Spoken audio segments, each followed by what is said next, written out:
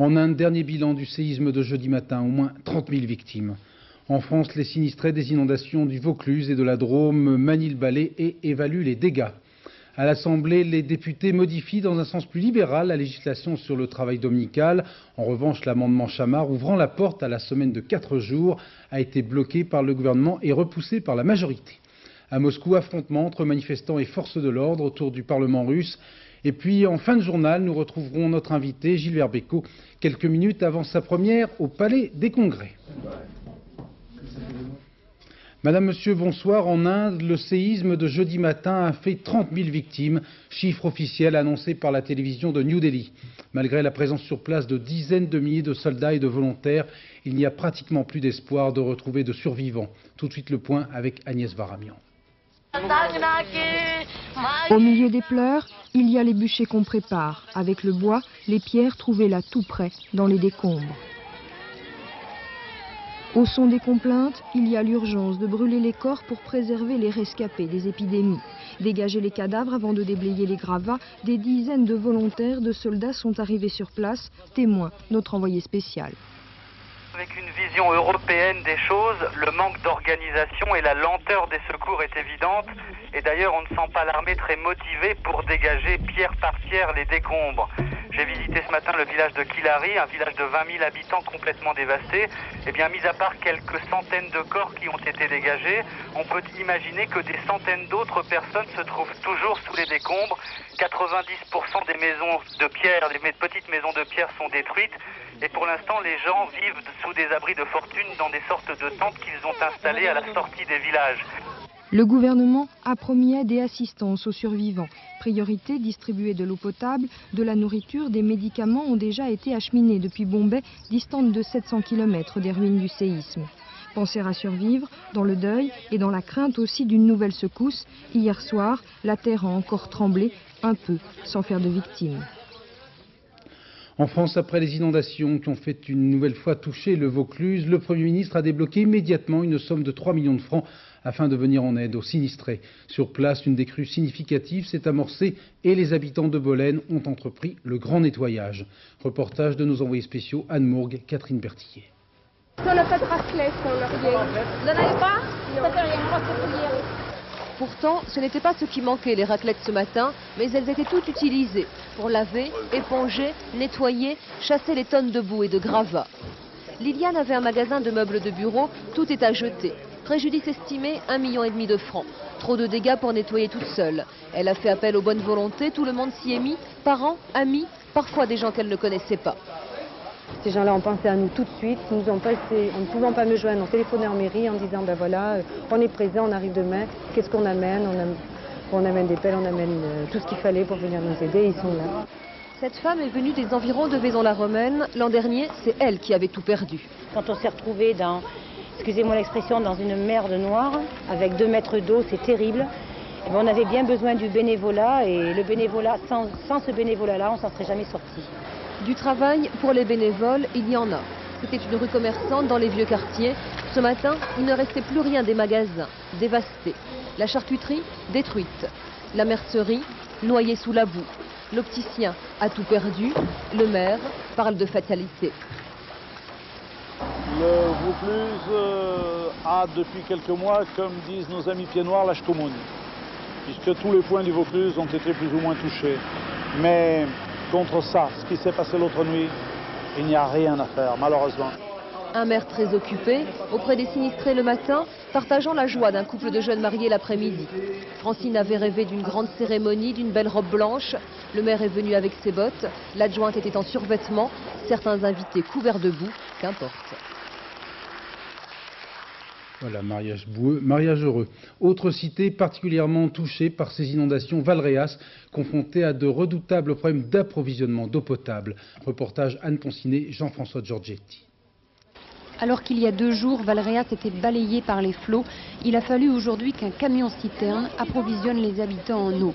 Car depuis l'orage, les robinets de la ville sont à sec. Les canalisations de toute la ville ont sauté.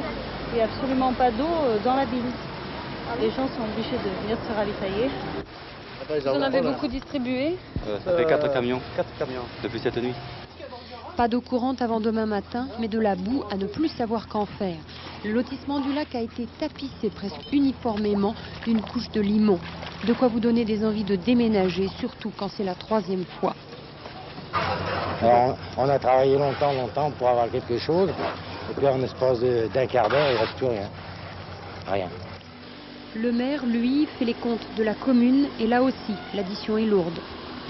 Entre les routes, les 7 ponts, les gymnases, etc., nous sommes déjà dans une première estimation à plus de 40 millions lourds de dégâts publics.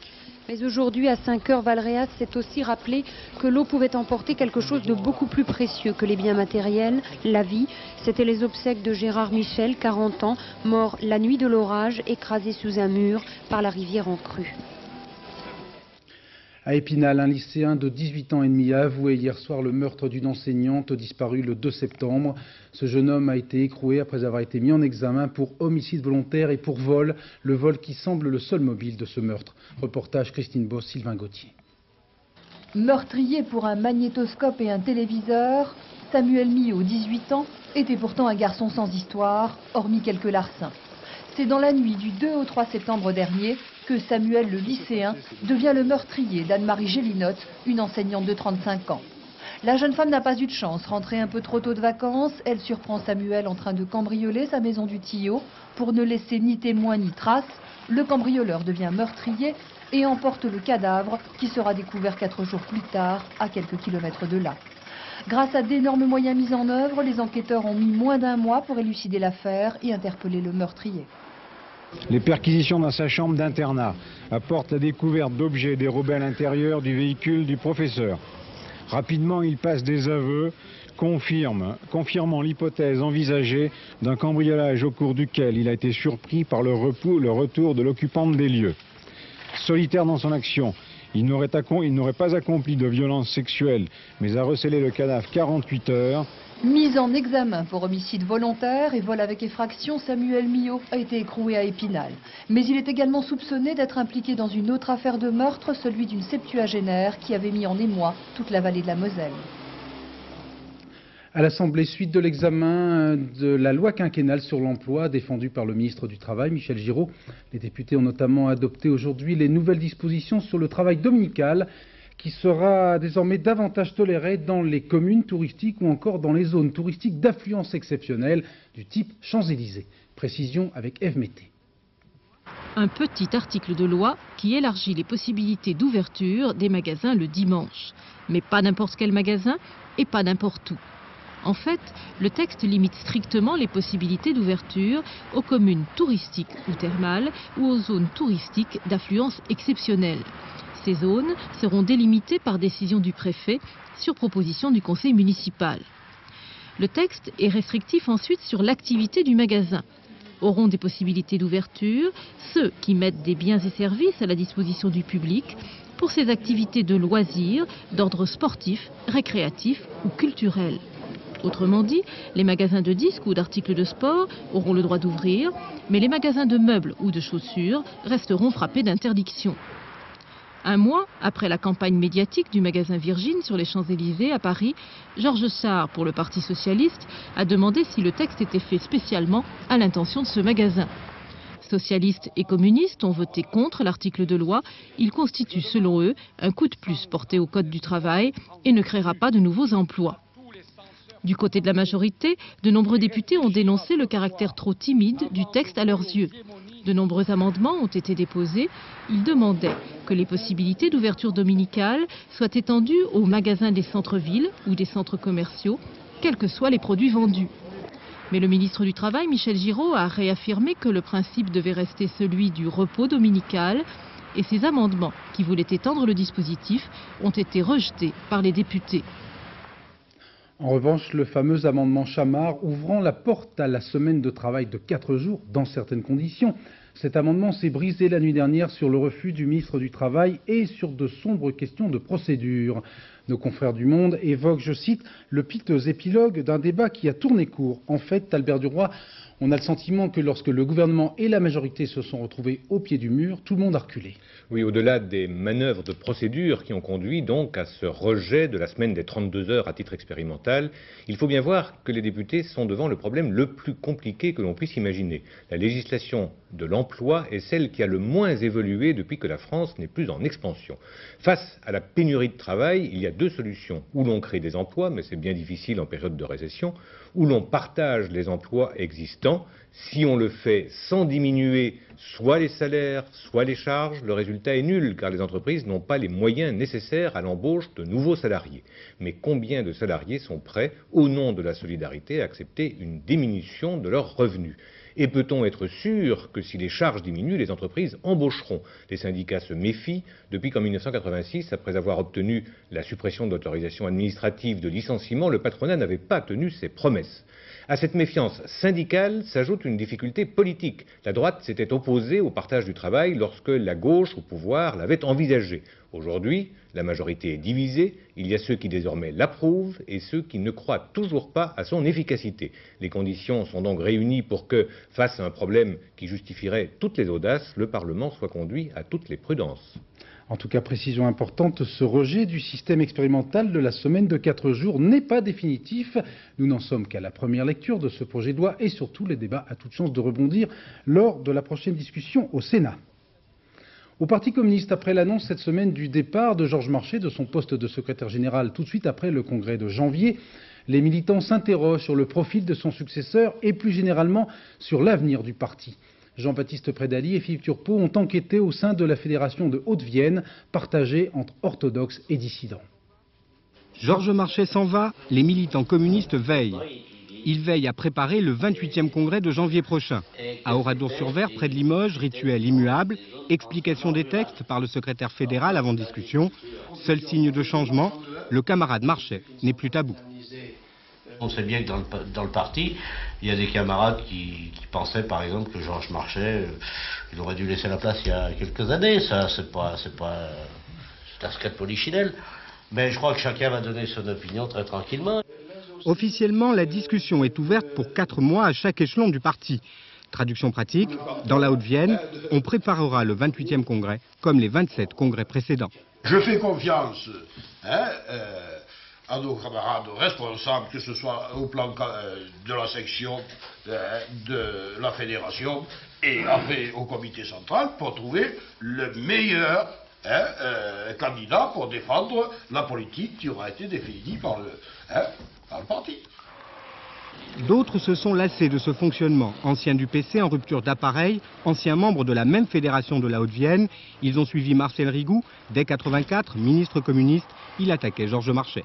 La responsabilité du déclin du PC incombe évidemment à Georges Marchais, au premier responsable, ce qui est tout à fait évident et normal. Mais il serait injuste de faire porter la responsabilité uniquement à un homme, et uniquement à Georges Marchais. En Haute-Vienne, le PC comptait 5500 adhérents en 87. 4000 sont partis depuis, sans attendre l'après-Marchais. À Moscou, les conservateurs font de la résistance. L'adversaire numéro 1 de Boris Eltsine, le vice-président Alexandre Rouskoï, a en effet demandé aux Russes de se réveiller et de rejoindre le combat contre la dictature, autrement dit de descendre dans la rue. Alors que les négociations se poursuivent dans le calme d'un monastère orthodoxe, les affrontements entre manifestants et forces de l'ordre ont fait aujourd'hui plusieurs blessés. Reportage Stéphane Magnier, Gilles Doblard. Heure très dure, en début d'après-midi, en plein centre de Moscou. Les aumônes, les commandos anti-émeutes, tentaient d'empêcher un millier d'opposants à Boris Yeltsin d'édifier des barricades devant le ministère des Affaires étrangères. Bilan, 12 policiers blessés, dont 2 grièvement, et de nombreux manifestants jetés à terre à coups de matraque. Quelques instants plus tôt, pourtant, à quelques dizaines de mètres sur la rue Arbat qui fête son 500e anniversaire, 2 Boris Yeltsin, un faux et un vrai, s'étaient offert un bain de foule bon enfant. Un peu avant, le président était allé saluer les forces de l'ordre qui entourent la Maison-Blanche et il avait rappelé ses exigences. Je pense que ce serait raisonnable si on pouvait s'entendre aujourd'hui sur la remise des armes. Et on n'a guère parlé d'autre chose au monastère d'Anilovski, où le patriarche Alexis tente toujours de calmer les esprits. Les représentants des deux parties sont parvenus ce soir à un premier accord en 3 points. Retrait des forces de l'ordre entourant la Maison-Blanche, démontage des barricades, stockage et surveillance commune des armes. Et pendant ce temps, devant le ministère des Affaires étrangères, d'autres barricades se dressaient sans que les forces de l'ordre n'interviennent. Les manifestants anti-Yeltsin n'étaient que quelques milliers, mais ils semblaient bien décidés à en découdre. En début de soirée, pourtant, le calme semble revenir en attendant la prochaine manif prévue pour demain.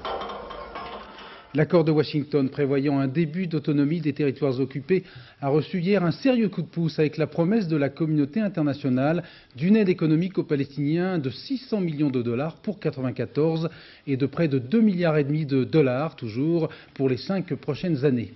La plus grosse contribution financière provient de la communauté européenne avec une participation symbolique d'Israël. Commentaire Martine Laroche-Joubert. L'histoire s'accélère encore. 3 semaines après la poignée de main Rabin Arafat et la signature de l'accord sur l'autonomie de Gaza et Jéricho, hier, le secrétaire d'État américain Warren Christopher parle de l'art. L'argent, très vite, pour soutenir la paix. 2,5 milliards de dollars, soit 15 milliards de francs environ sur 5 ans, sont promis aux Palestiniens par le secrétaire d'État au Trésor, Lloyd Bentsen. Une pluie de dollars sur Gaza dévastée. 800 000 habitants entassés dans des conditions matérielles déplorables, routes défoncées, eau polluée, pas de système de tout à l'égout. Une manne attendue avec impatience, mais manque encore les banques et l'administration pour la recevoir et la gérer. L'OLP vient de créer une organisation d'urgence, tandis que la Banque mondiale sera le centre nerveux de l'organisation de l'aide. Le temps presse. À Gaza, l'espérance de vie est de 66 ans, 10 de moins qu'en France. Le taux de mortalité infantile de 4,2%, 6 fois supérieur au nôtre. Une situation telle que Yasser Arafat, à Tunis, réclame aujourd'hui davantage d'argent. Ce n'est pas assez. Pendant ce temps, sur le terrain à Gaza, l'armée israélienne lance une vaste opération de ratissage, semble-t-il dirigée contre les militants armés du mouvement intégriste Hamas opposé aux accords. 2 morts palestiniens. L'argent, là aussi, devrait faire baisser la tension. Rubrique, la nostalgie n'est plus ce qu'elle était. Toulouse, la capitale européenne de l'aéronautique, revit le temps d'un week-end, le bon vieux temps de l'aéropostale, à l'occasion du 50aire de la mort de Pierre-Georges Latécoère. Reportage Sandrine Meurck, Olivier Combe. Ces vulgaires sacs postaux ont coûté la vie à des centaines d'hommes, pilotes ou mécaniciens, les derniers aventuriers du siècle. En 1918, un constructeur d'avions toulousain s'est mis dans la tête de créer, avant les Allemands, la première ligne aérienne commerciale. Vers l'Afrique, puis l'Amérique du Sud, à bord de ces coucous de bois et de toile. Mais qui est ce fou, s'interroge l'administration française. Pierre-Georges Latécoère. Et puisque son idée paraît irréalisable aux yeux de tous, il ne lui reste plus qu'à la réaliser. La ligne postale est née. Moi j'ai eu tout d'un coup l'impression que l'âme de tous ces grands pionniers qu'il avait suivis dans l'aventure planait au-dessus de nous. Et vraiment, ça m'a fait une impression, ça m'a donné beaucoup d'émotion. C'était formidable, vous savez, de partir de Toulouse, dans ce sens, on est parti par là, je me souviens. Vous savez, je me croyais au ciel, mais c'était la grande aventure, vous voyez. À 20 ans, Marius ne veut pas rester paysan. Il apprend à ausculter les avions et s'engage comme mécano dans l'aéropostale. À l'époque, je n'étais pas tellement bien vu dans le patelin, là, c'était un peu des gens... De voler? Oui, c'était pas... Assis sur les sacs de courrier, derrière 2 Saint-Exupéry, Mermoz ou Guillaumet, Marius traverse les dangereuses Pyrénées, puis l'Espagne et l'Afrique. Atterrissage forcé sur les plages ou simulation de panne quand la peur de continuer est trop forte. Tout se passait à l'œil aux fesses. Pour naviguer, tout, il fallait connaître les bouts de plage par cœur. Les anciens, les plages d'Espagne, je les connais aussi bien que la rue de Metz à Toulouse. Mais le jeune qui débutait, si foncé, il avait 8 chances sur 10 de se tuer. Héros sans le savoir, ils ont forgé la légende de l'aéropostale et donné aux Toulousains ce goût si prononcé pour l'aéronautique. Statistique intéressante de la gendarmerie. L'an dernier, les forces de l'ordre ont effectué sur les routes de France plus de 6,5 millions de contrôles par alcotest. Plus d'1 million, 18% très précisément, se sont révélés positifs. En Grande-Bretagne est actuellement testé un système révolutionnaire d'alcotest. La question est désormais résolue. Boire ou conduire, c'est tout choisi. Florence Bouquillard. De prime abord, tout se passe logiquement. Vous montez dans votre voiture, vous mettez le contact, mais là une sonnerie retentit.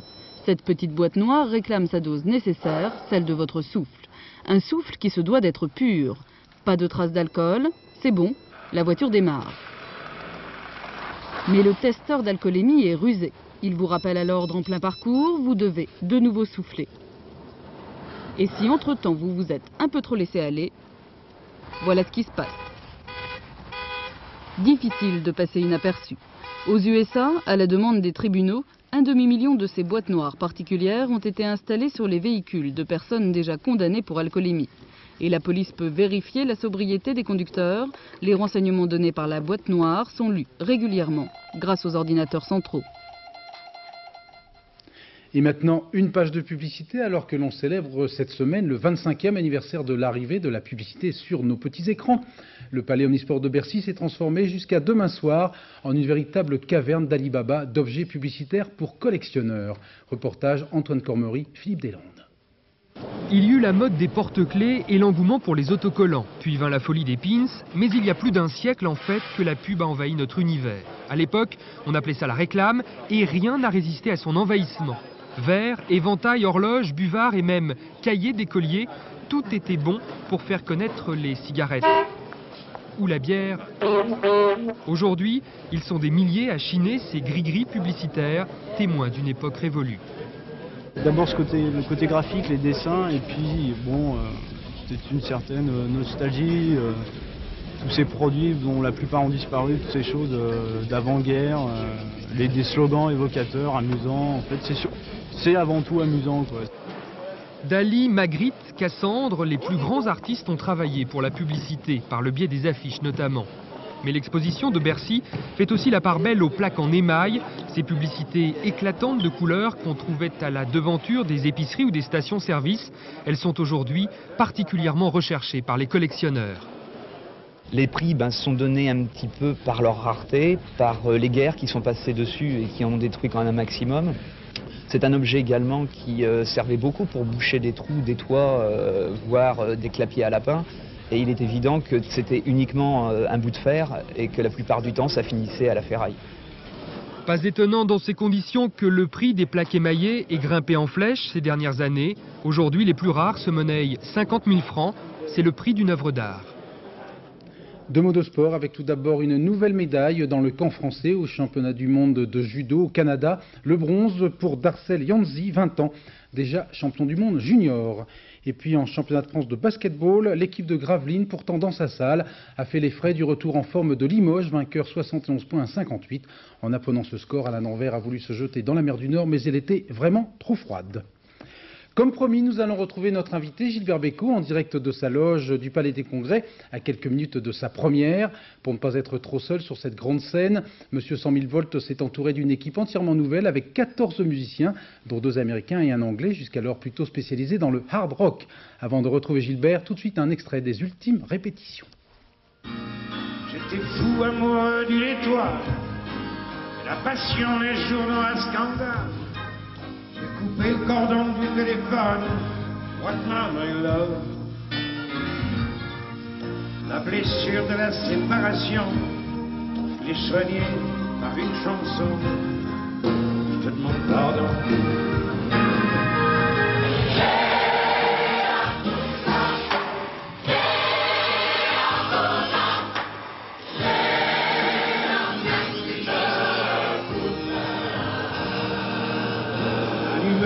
Croqueuse de finance, plus souvent oublié de la chance, des amours mini porte-bonheur, des coups de cœur. Gilbert Bécaud, bonsoir. Bonsoir Bruno Mazur, ça va bien? Ça va bien, et vous aussi? Pas oui, super, bon. bien. Alors vous êtes même un gros menteur, parce qu'il y a un petit peu moins de 3 ans, je vous avais interviewé dans votre loge de l'Olympia, et vous aviez affirmé que vous ne feriez jamais plus de scène à Paris. Alors est-ce que vous allez nous faire le coup des éternels adieux de Maurice Chevalier? Non, je n'avais pas dit ça. C'est une de vos consoeurs dans un journal qui avait un peu dépassé ma pensée en l'écrivant en réalité. Non, c'est-à-dire que Je veux dire, quand on travaille beaucoup, de temps en temps, il y a quelques lassitudes, c'est normal. Mais ce n'est jamais la lassitude de la scène, parce que sur scène, c'est bien. C'est ça. C'est tout le reste de toi qui est fatigant. Quand on n'arrête pas de faire de la promotion, des choses comme ça, c'est très... Alors, on voit derrière vous, il y a toujours les éternelles cravates à pois, ça ne change pas. Ah oui, oui. Ce qui change, c'est donc votre orchestre, les orchestrations, et puis il y a 5 chansons nouvelles, c'est ça, hein? Oh, il y en a beaucoup de chansons nouvelles. En tout cas, des chansons que le public ne connaît pas, qui ne sont pas forcément nouvelles, mais qui sont un peu choc, quoi, pour qu'on s'amuse, qu'on rigole, qu'on se réveille. Vous sortez également en même temps que ce spectacle au Palais des Congrès un album, un nouveau CD qui s'appelle Une vie comme un roman. C'est en quelque sorte 66 ans d'une vie en 63 minutes, c'est ça? C'est 15 flashs. 65, hein. C'est à la fin du mois 66, oui. On ne va pas se presser. Oui, c'est un disque nouveau qui vient de sortir, qui s'appelle La vie comme un roman, où je raconte un peu comme une bande dessinée, la vie d'un chanteur et d'un homme, quoi. C'est moi, en gros, quoi. Voilà, c'est une petite rétrospective de vos coups de cœur, de toutes vos meilleures chansons à vos yeux. C'est ça, un petit peu. Et une autre question, pourquoi vous avez cette fois-ci justement enregistré à Los Angeles? Vous ne faites plus confiance dans la technique française? Ah, pas du tout. C'était pour avoir une sonorité différente? Ah non, non, non, les musiciens et la technique française est formidable. C'était une question de style, parce que c'était un album blues, et on voulait avoir des musiciens qui ne jouaient que du blues, qui ne savaient faire que ça, comme si un Américain était venu à Paris enregistrer un morceau d'accordéon, ce qui était logique. C'est pour ça, sinon les Rolling Stones, beaucoup de gens comme ça viennent à Paris enregistrer. Non, non, c'est très bien Paris. On a besoin de personne, c'est très bien. C'était uniquement pour le goût et pour le son. C'est une question d'atmosphère, c'est tout. Une toute dernière question avant de vous laisser vous préparer pour cette première. Ce soir, France 2 rend hommage à Edith Piaf, qui nous a quittés il y a pratiquement 30 ans. Vous l'avez bien connue professionnellement? Ah oui, j'ai bien connu, oui. J'ai joué du piano pour elle, j'ai dirigé son orchestre pour elle, j'ai fait un tas de choses dans lesquelles les chansons ensemble. Ah oui, bien sûr. Quel souvenir vous gardez d'elle? Vous participez d'ailleurs à cette émission de Nagui tout à l'heure. Oui. Bien, je garde un souvenir d'une femme formidable, merveilleuse, d'une interprète hors pair, d'une femme un peu dure dans le travail, mais elle m'a appris beaucoup, beaucoup de choses. Et si souvent on me dit que je suis un petit peu dur dans le travail, pas mes camarades en réalité, parce qu'ils aiment bien ça, mais simplement pour donner au public le maximum de ce qu'on peut lui donner, parce que les places de théâtre sont chères. Il faut qu'il passe absolument une bonne soirée, qu'on rigole bien, qu'on oublie si on a mal parqué sa voiture, et qu'on s'éclate, qu'on s'amuse, qu'on rigole un peu. En avant-première, vous voulez pas nous chantonner l'une de nouvelles chansons? Oui, on a une petite idée, un scoop mondial. Qu'est-ce que vous voulez que je vous chante? Je sais pas, mais je vais en chanter une trentaine tout à l'heure. Une nouvelle. Une nouvelle. Quand t'es petit dans le midi, pardon, t'es pas petit comme ailleurs. Tu chantes avant de dire maman, et avant de parler, tu mens. Et tu nous causes le pagnol, comme le Cid parle espagnol.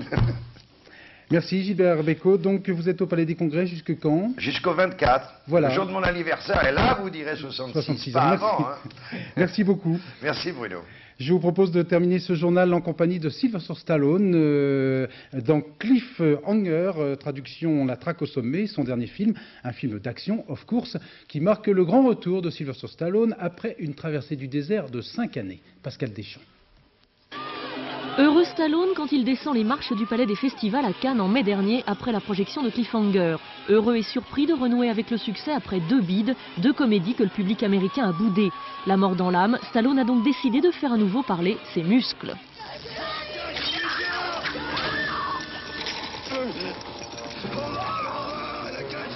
Je me suis dit, t'es un tournant dans ta vie. Comme un vieux boxeur qui se dit, allez, je remets les gants une dernière fois pour faire ce que je sais faire de mieux. Cliffhanger est donc un film d'action et de suspense dans lequel Stallone et ses petits poings affrontent un gang à 5000 mètres d'altitude.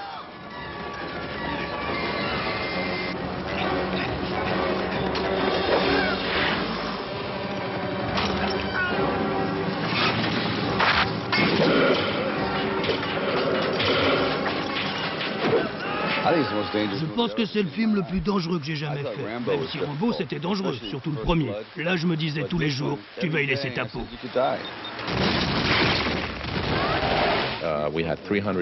Il y avait 352 personnes sur le tournage, 4 hélicoptères, 8 caméras et tout le monde portait des harnais, tout le monde était assuré. Imaginez ces 352 personnes au travail, dont les corps s'entrecroisaient, on aurait dit une énorme toile d'araignée.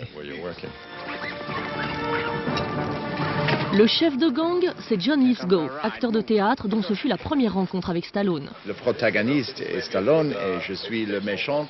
C'est un rêve pour le petit garçon dans moi. Vous comprenez? Très bien. Oui, heureux Stallone, dont Cliffhanger a en quelque sorte relancé la carrière puisqu'il vient de battre à plate couture le dernier Schwarzenegger, Last Action Hero. Un retour que Stallone prend avec philosophie. On ne peut pas rester toujours au sommet, dit-il. 20h50, Ovation, le nouveau rendez-vous mensuel proposé par Nagui avec ce soir, je vous l'ai dit, un hommage à Edith Piaf. Vers minuit, le dernier journal en compagnie de Catherine Sellac. Demain à 12h, l'invité de l'heure de vérité, Bernard Kouchner. Dans un instant, la météo d'Isabelle Martinet. Fin de l'épisode orageux, mais encore beaucoup de nuages. Demain dimanche, aujourd'hui c'était ma fête puisque c'est la Saint-Léger. Demain c'est la Saint-Gérard et ce sera la fête de Sebag, notre bien-aimé rédacteur en chef. À demain 13h, excellente soirée, merci.